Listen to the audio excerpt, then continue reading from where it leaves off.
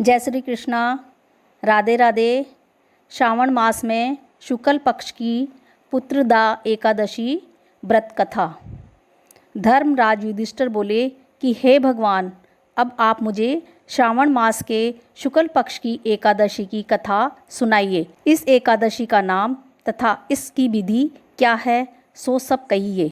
श्री मधुसूदन बोले कि हे राजन, अब आप शांति पूर्वक श्रावण माह के शुक्ल पक्ष की एकादशी की कथा सुनिए। इस कथा के सुनने मात्र से ही वाजपेय यज्ञ का फल मिलता है।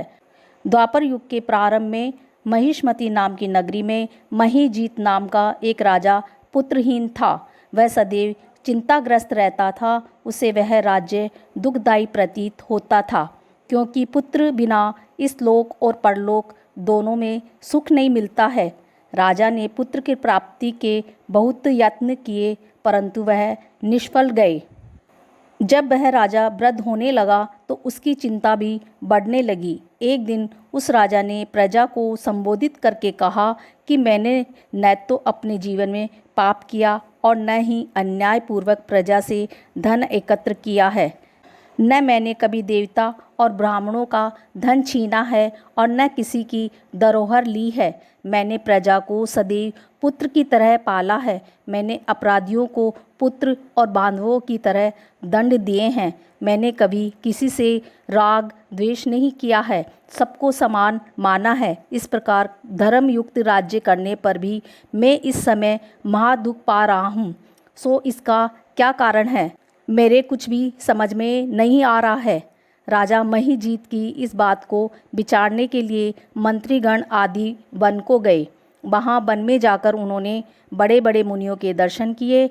उस स्थान पर वे वयोवृद्ध और धर्म के ज्ञाता महर्षि को यथायोग प्रणाम किया और उनके सम्मुख बैठ गए और उनसे विनय करने लगे कि हे देव, हमारे अहोभाग्य है कि हमें आपके दर्शन हुए। इस पर लोमश ऋषि बोले कि हे ब्राह्मणों, आप लोगों की विनय तथा आपके सद्व्यवहार से मैं अत्यंत प्रसन्न हूँ। अब आप मुझे अपने आने का कारण बतलाइए।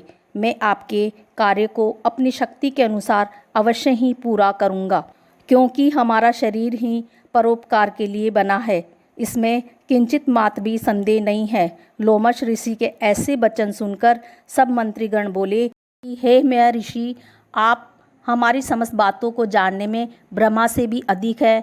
महिष्मती नाम की पुरी में एक महीजीत नाम का धर्मात्मा राजा है। वह प्रजा का पुत्र की तरह धर्मानुसार पालन करता है, परंतु फिर भी पुत्रहीन है। इससे वह अत्यंत दुखी रहता है। हम लोग उस राजा की प्रजा हैं। प्रजा का यह कर्तव्य है कि राजा के सुख में सुख माने और उसके दुख में दुख माने।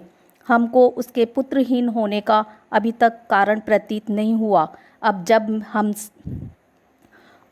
जब से हमने आपके दर्शन करे हैं, हमको पूर्ण रूप से विश्वास है कि हमारा कष्ट अब अवश्य ही दूर हो जाएगा। अतः अब आप हमको राजा को पुत्र प्राप्त होने का उपाय बताइए।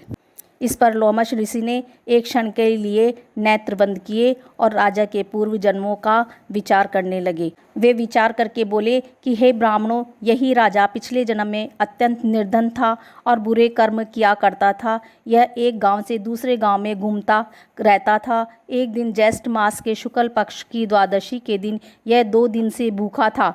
दोपहर के समय यह एक जलाशय पर पानी पीने गया। वहाँ उसी समय की ब्याही हुई प्यासी गो जल पी रही थी।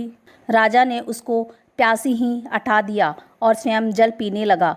हे ब्राह्मणों, इसलिए राजा को यह दुख भोगने पड़ रहे हैं। एकादशी के दिन भूखा रहने से उसको राजा होना पड़ा और प्यासी गो को हटाने से पुत्र के वियोग का दुख भोगना पड़ा।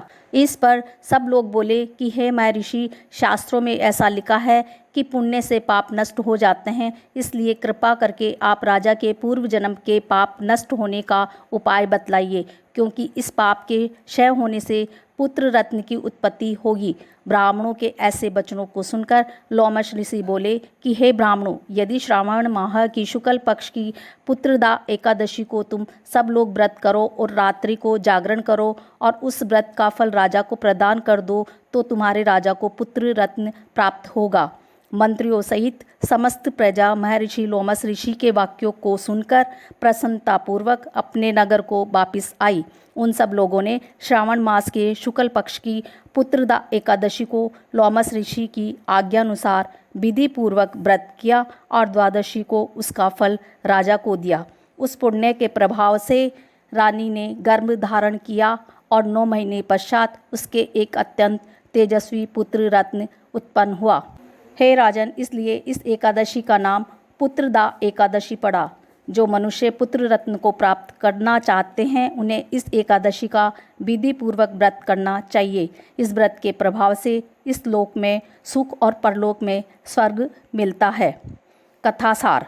पाप करते समय मनुष्य नहीं सोचता कि वह क्या कर रहा है, किंतु शास्त्रों से विदित होता है कि व्यक्ति का छोटा सा पाप भी उसे महान कष्ट भोगने को विवश कर देता है।